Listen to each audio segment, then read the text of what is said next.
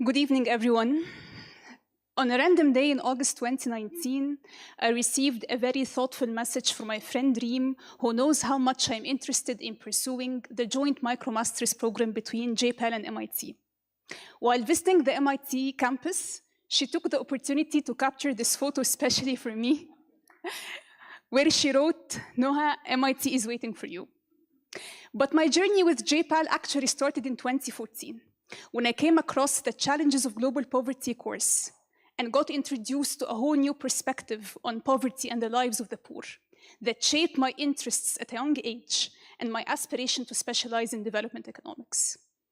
4 years after this photo, and about a decade after watching those lectures, and even though I didn't have the chance to physically go and study at MIT, I was granted the unique opportunity to enjoy the one-of-a-kind learning experience of the MicroMasters program while staying in Egypt through the MENA Scholars Fellowship.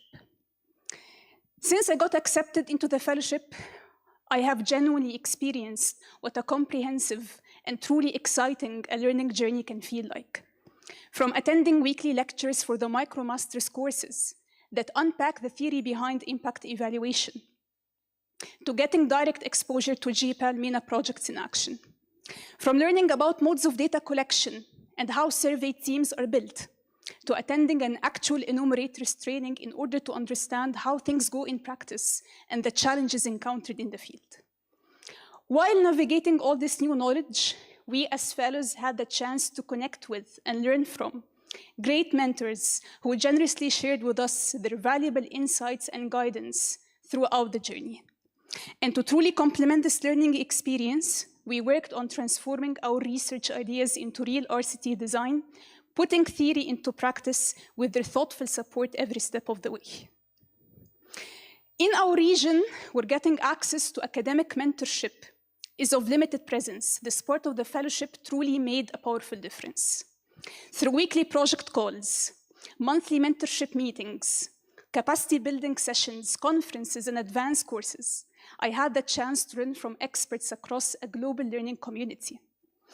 Such exposure made me realize how little attention is paid to causal inference and randomized evaluation among generations of economic students in our region, despite their crucial role in generating evidence. That's why I believe the MENA Scholars Fellowship plays an important role and fills a critical gap by providing scholars and academics with access to a diverse scientific community while equipping them with the needed theoretical and practical knowledge. So, reflecting on this great learning experience, I believe it has shaped my journey on different fronts. From deepening my understanding of the development field and global poverty, to redefining the way I approach research. It helped me delve into the ever-growing field of impact evaluation and sparked my interest in exploring causal questions within my research work. More importantly, one of the key highlights of this journey was getting to develop this mindset and perspective I currently have about the role of evidence generation and evaluation in shaping policies and creating meaningful change. I actually remember recommending the designing and running randomized evaluations course to one of my friends, who used to work for years in the development sector but was never introduced to J-PAL approach. A few months later, she told me she had completed the course and said, "This course wasn't just about academic content. It was a complete experience that changed the way I think about any intervention or project.